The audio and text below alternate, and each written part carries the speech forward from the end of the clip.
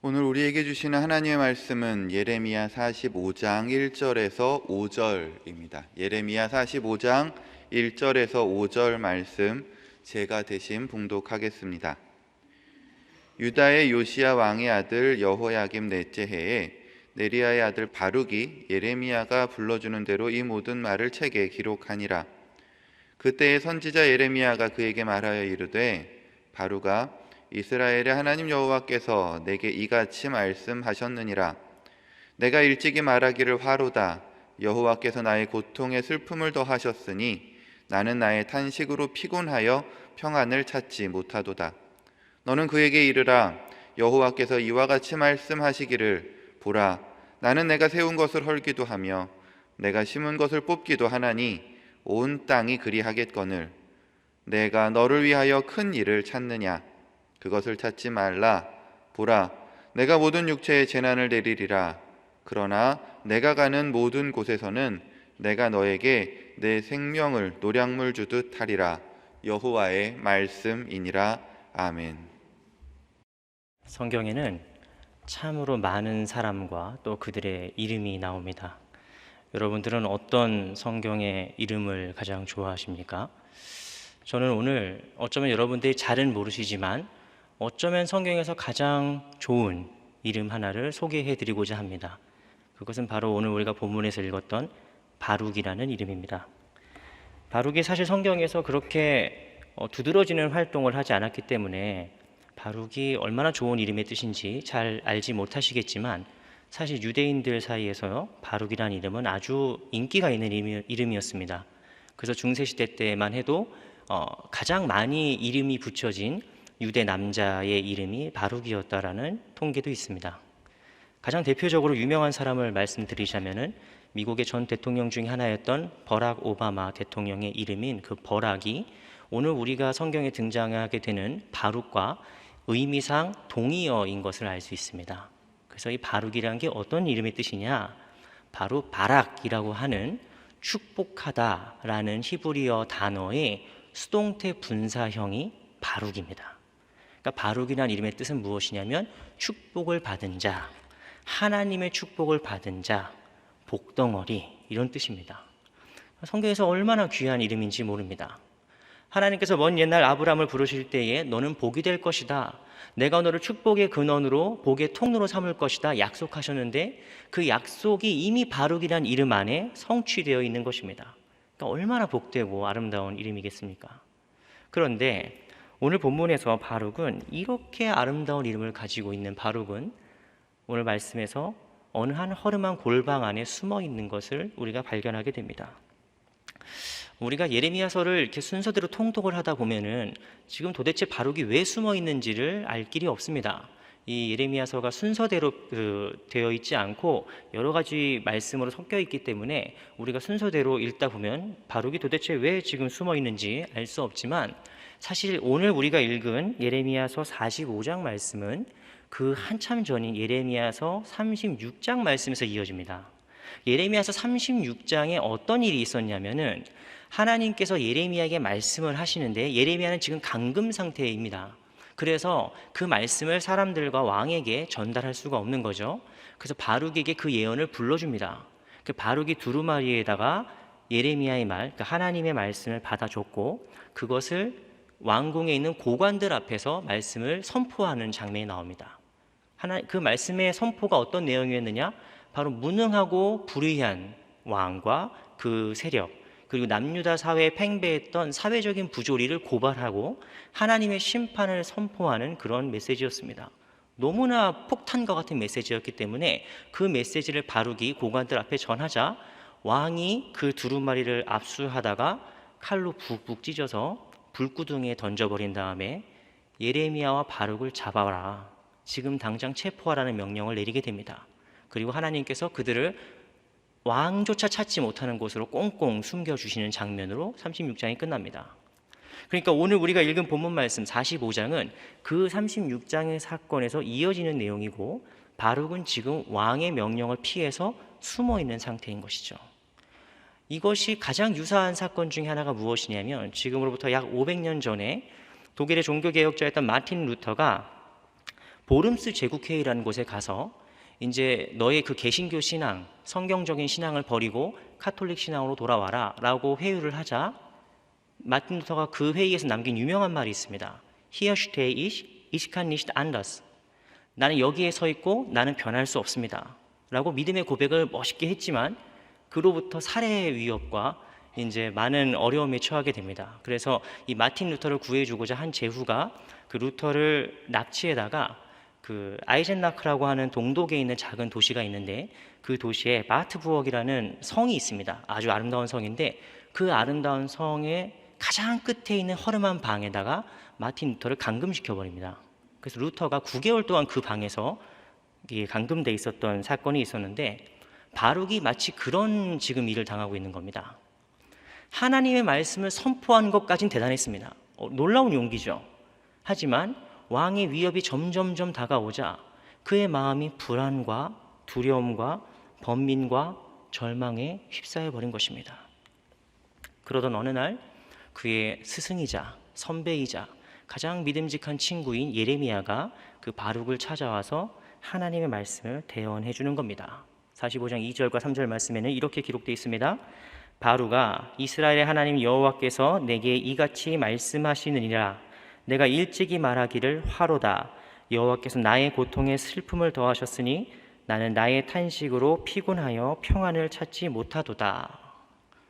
우리말 성경에는 네가 일찍이 말하기를 이렇게 번역되어 있고 새번역 성경에서도 네가 언젠가 말하기를 이렇게 번역되어 있어서 이 빈도를 나타내는 부사가 있기 때문에 바룩이 어쩌다 한두 번 이렇게 얘기한 것 같지만 사실 히브리어 원어 성경에서는 아마르타, 네가 그렇게 말한다 라고 기록되어 있고 영어 성경에서도 you said, 네가 말하고 다닌다, 네가 그렇게 말한다 요즘 이렇게 번역되어 있습니다.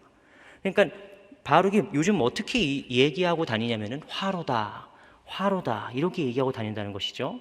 이 말을 우리가 이해하기 좋게 편하게 번역해 보자면 이렇게 번역할 수 있습니다. 아이고 망했다, 아이고 죽겠다. 바룩은 요즘 입만 열면 아이고 죽겠다, 아이고 망했다 하는 말들을 입에서 계속 얘기하고 있다는 겁니다. 새번역 성경에서는 이 말씀을 조금 더 사실적으로 이렇게 번역했습니다. 주님께서는 그대가 언젠가 주님께서 나의 고통에 슬픔을 더하셨으니 나는 이제 꼼짝없이 죽게 되었구나. 나는 탄식으로 기진하였고 마음 평안할 일이 없다라고 말한 것을 기억하고 계시오. 그러니까 이 축복받은 사람, 하나님의 축복의 사람이란 이름의 뜻을 가진 바룩이 요즘 하고 있는 것은 무엇입니까? 마치 절망을 한숨처럼 내쉬고 있는 겁니다. 그 이유는 그의 눈에 보이는 것이 온통 절망의 이유밖에 없기 때문입니다. 무능하고 부패한 왕은 바른 말 하는 신하들을 잡아 죽일 생각만 하고 있습니다. 하나님 백성들에게 말씀을 선포해도 그때만 눈물 짓고 그때만 회개할 뿐이지 그 하나님의 뜻대로 살아가려고 하지를 않습니다. 게다가 주위의 강대국들은 막 점점점 이 남유다 땅을 노리고 있습니다. 나라의 운명이 풍전등화에 가깝습니다. 그러니까 바룩이 이렇게 생각하게 되는 겁니다. 내가 왜 이 시대에 혼자 예언자로 부름받아서 이 고생을 해야 되는가? 왜 나 혼자 이렇게 깨어 있어가지고 아파야 되는가? 왜 나 혼자 하나님 뜻대로 살겠다고 이렇게 몸부림치는가? 어차피 변하는 건 아무것도 없는데, 어차피 하나님의 시계바늘은 이미 뒤로 갈지 못하고 이제 하나님의 심판이 다가오는데 어쩌자고 나 혼자 이렇게 몸부림쳐도 아무것도 변할 게 없는데 내가 이러고 있을까? 내가 왜 이 고생을 사서 할까?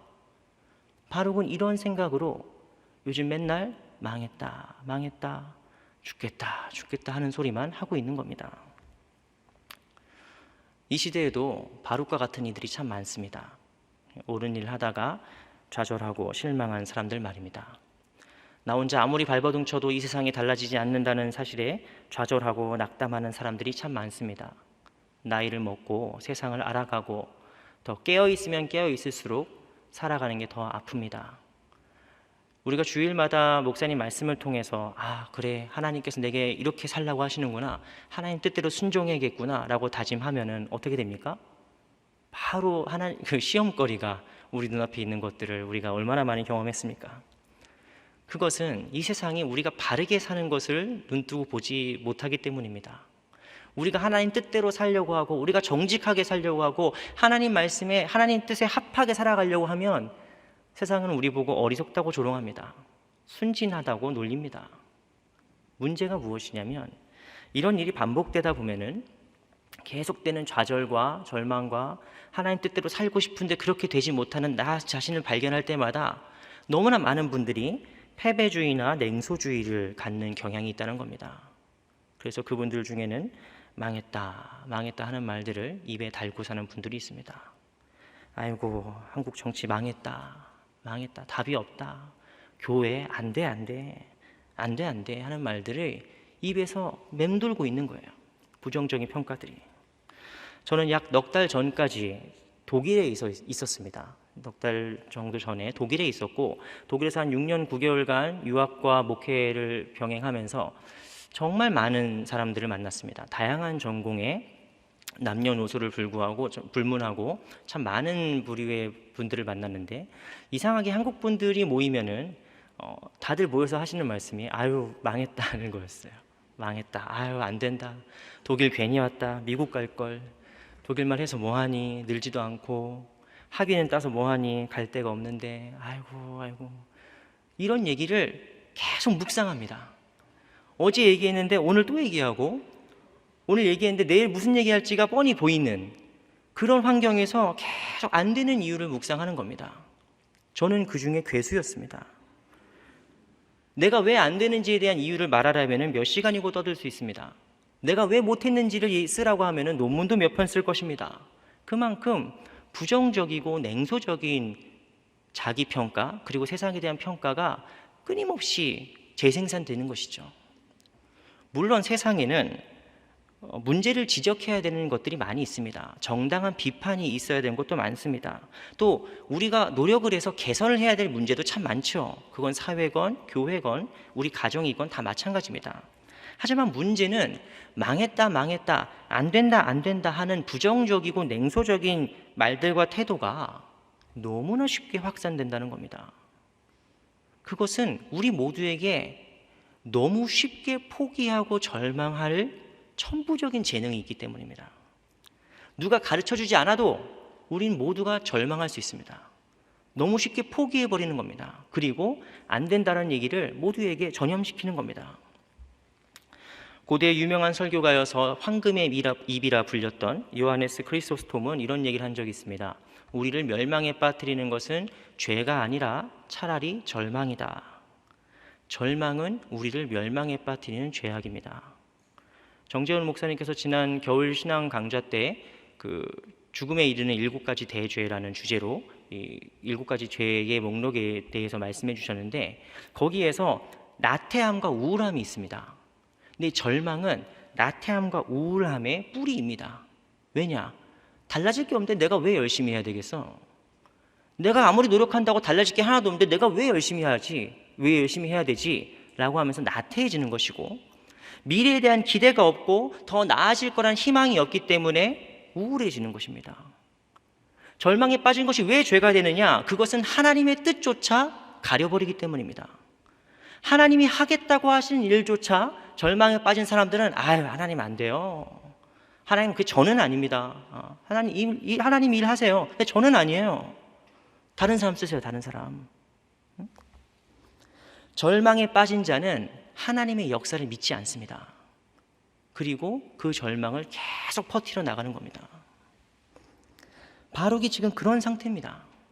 그렇다면 바룩이 왜 지금 절망에 빠져 있을까요? 그것은 그가 하나님은 믿지만 지금 딴 데를 보고 있기 때문입니다. 바룩은 그의 눈에 보이는 것만 보고 살았습니다. 바룩의 눈에 보이는 것은 부패하고 무능한 왕입니다. 바룩의 눈에 보이는 것은 아무리 가르쳐도 말씀을 듣고 깨닫지 못하는 백성들입니다. 바룩의 눈에 보이는 것은 지금 조국을 압박해 들어오는 거대한 신흥 강대국인 신바벨로니아 제국과 언제든지 남유다와 이 중동을 호시탐탐 노리고 있는 이집트, 애굽의 야욕만 보이고 있는 겁니다. 바룩은 자기 눈앞에 보이는 것만 보기 때문에 쉽게 절망해버리는 것입니다. 근데 그 순간에 예레미야를 통해서 하나님께서 바룩에게 명령하시는 겁니다. 4절과 5절 말씀에 보시면 하나님은 바룩에게 힘내라고 말씀하십니다.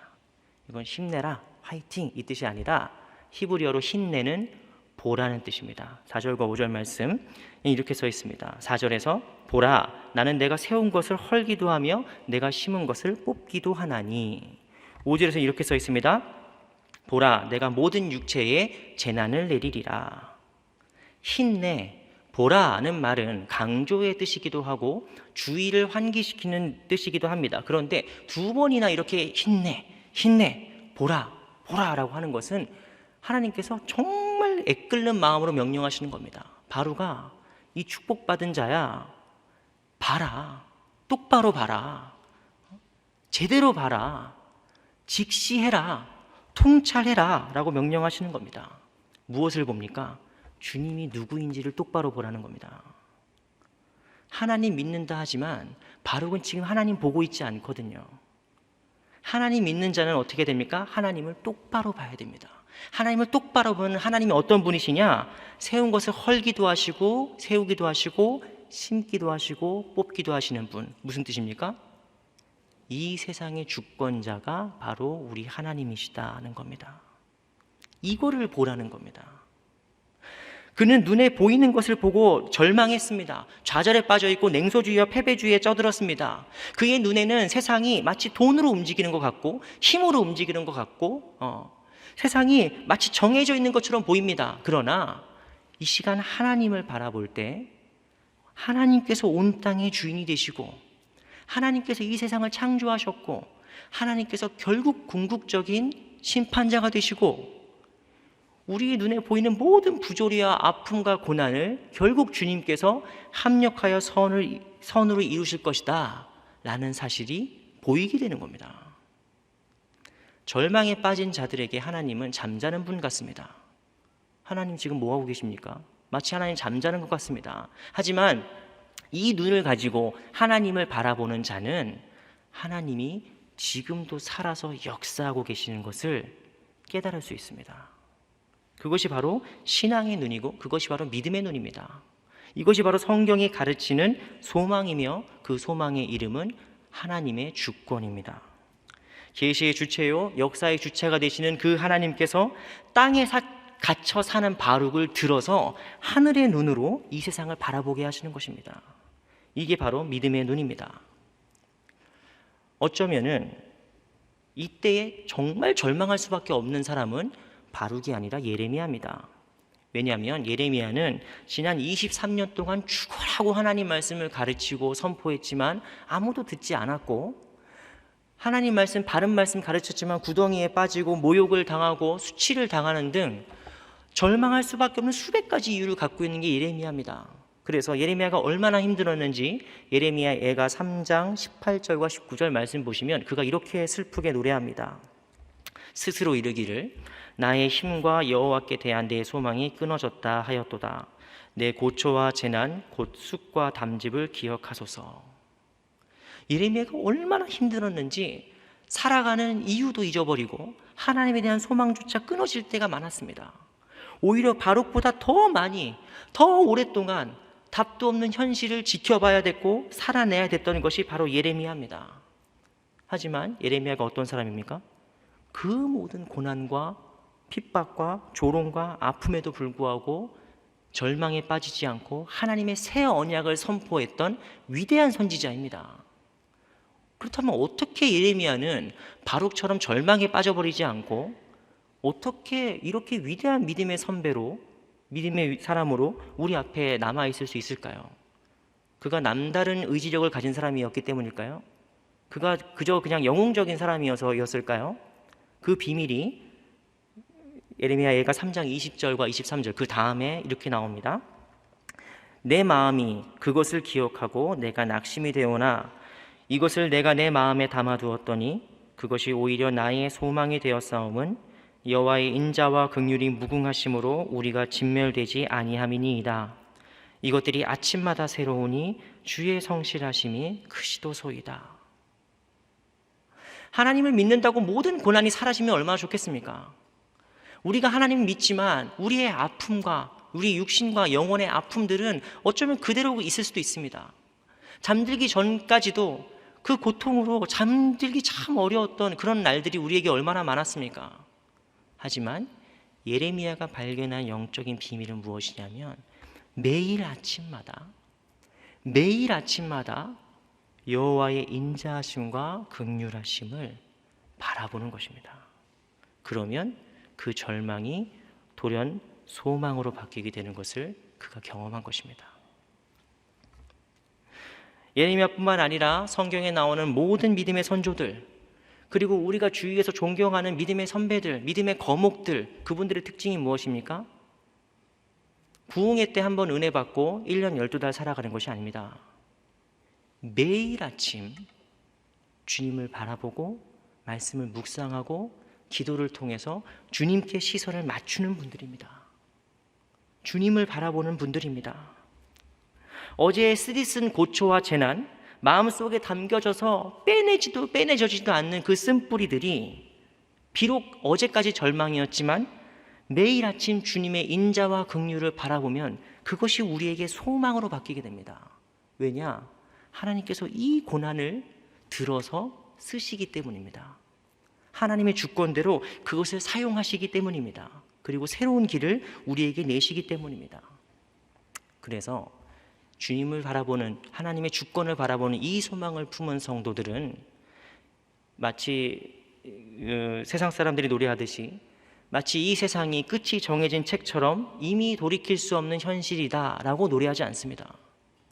우리는 절망 속에도 길이 있다고 믿습니다. 우리는 하늘이 무너져도 솟아날 구멍이 있다고 믿습니다. 그곳이 어디입니까? 하나님께서 일하시는 곳입니다. 하나님께서 역사하시는 곳입니다. 주님께서 반드시 역사하실 것이기 때문에 어제의 슬픔과 고난이 오늘의 우리를 쓰러뜨리지 못하는 것입니다.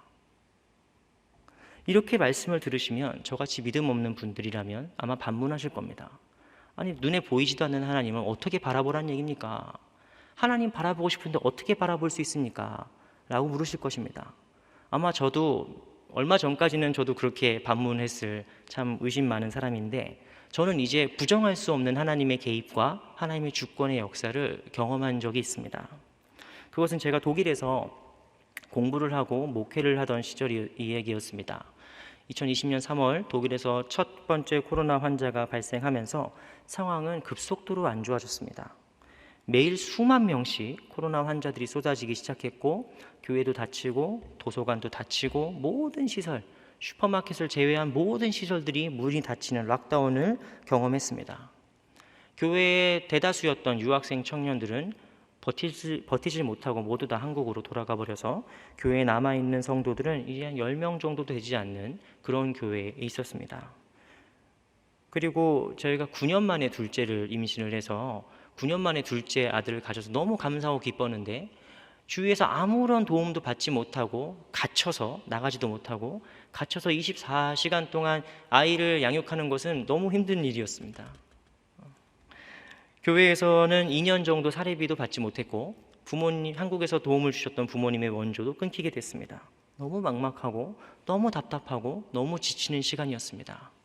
내가 여기 왜 있어야 되는지, 어디로 가야 될지 알지 못하는 그런 방향상실의 시간을 보냈습니다. 그래도 어떻게든 설교는 쓰고 논문은 써야 됐기에 밤 늦게까지 컴퓨터를 켜고 있는데 얼마나 잘 써지겠습니까? 그냥 가만히 화면만 보면서 이렇게 멍하게 있었던 시간이 참 길어졌습니다. 그런데 그러던 어느 날 유튜브 알림창에서 10시 반쯤 되니까 소망교회 새벽기도 시간이라고 방송을 한다는 알림이 뜨기 시작했습니다.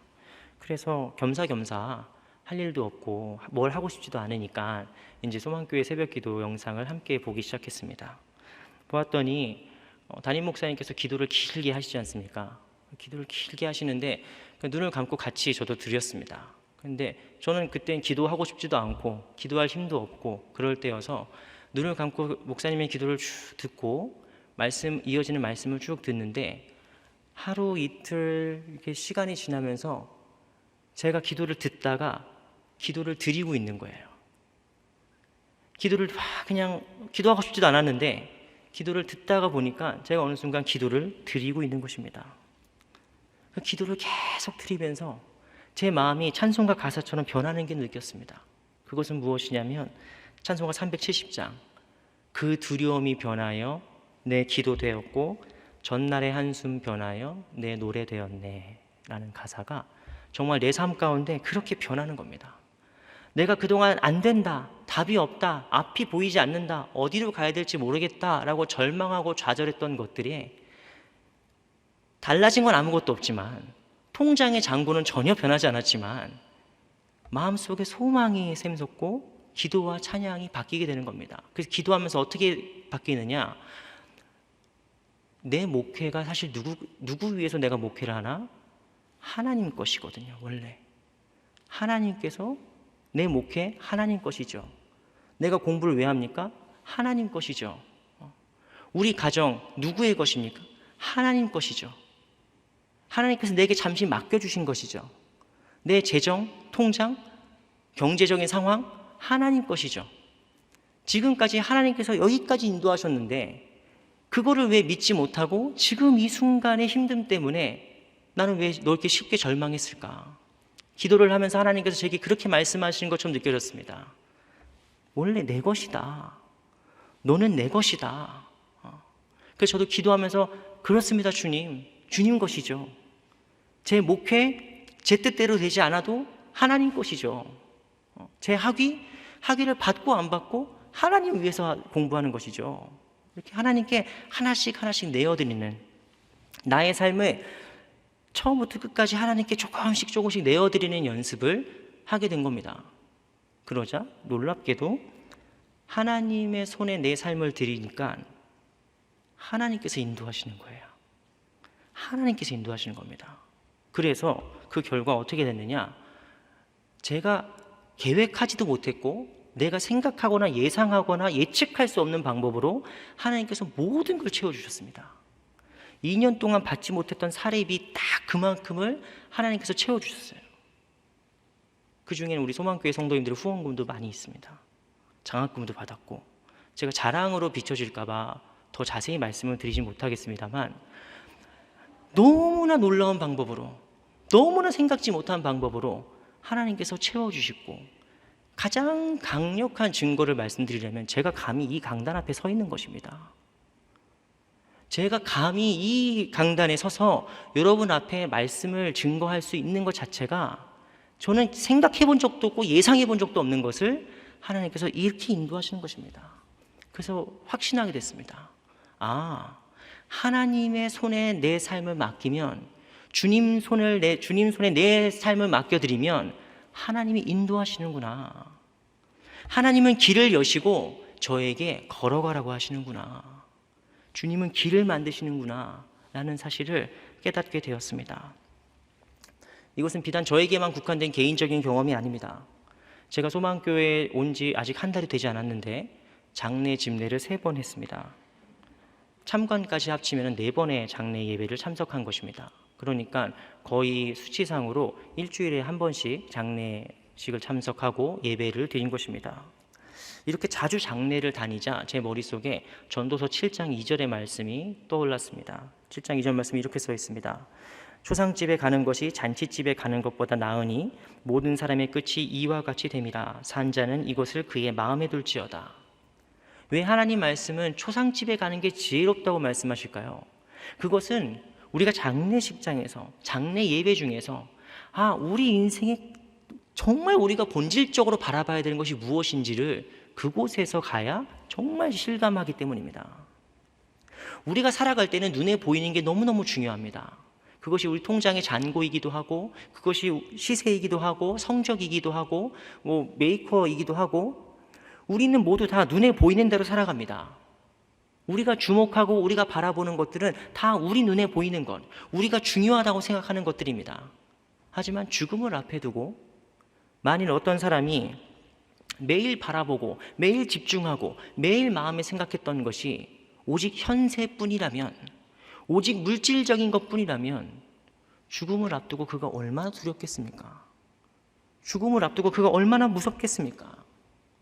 하지만 만일 살면서 주님을 바라보고, 다른 것도 물론 보지만 근본적으로 주님을 바라보고 주님 뜻대로 살아가고 주님께 내 삶을 맡겨드렸던 사람이라면 죽음이 무슨 대수가 있겠습니까?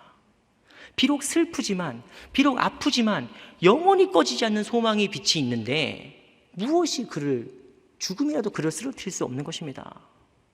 너무나 감사하게도 제가 지금까지 집례했던 장례 예식이 모두 다 그렇게 주님 바라보고 사셨던 성도님들이었어요. 그래서 그분들의 마지막을 바라보는데 참 저에게 많은 감동과 그런 은혜가 되는 시간이었습니다. 그리고 유가족들 또한 너무 아파하고 힘들어하고 슬퍼하셨지만 너무나 빨리 회복되시고 또 천국 소망과 부활 소망으로 오히려 저에게 이렇게 고생하셨다고, 수고하셨다고, 감사하다고 인사를 해주시는 모습을 보게 되었습니다. 세상이 이해할 수 없는 것이죠. 어떻게 그럴 수 있습니까? 주님을 바라보았기 때문입니다. 주님을 바라보면 우리가 사나 죽으나 주님의 것이고 주님이 우리의 참된 주인이 되시고 그 참된 주인께서 우리가 살든지 죽든지 하나님의 뜻대로 우리에게 길을 내신다는 사실을 믿음의 눈으로 보기 때문입니다. 보이지 않는 하나님 어떻게 바라볼 수 있습니까? 그것은 오직 말씀과 기도로 바라볼 수 있습니다. 말씀과 기도를 통하여서 우리는 우리가 믿는 하나님의 하나님 되심을 발견합니다. 하나님의 하나님 되심 무엇입니까? 온 땅의 주인이신 그 하나님.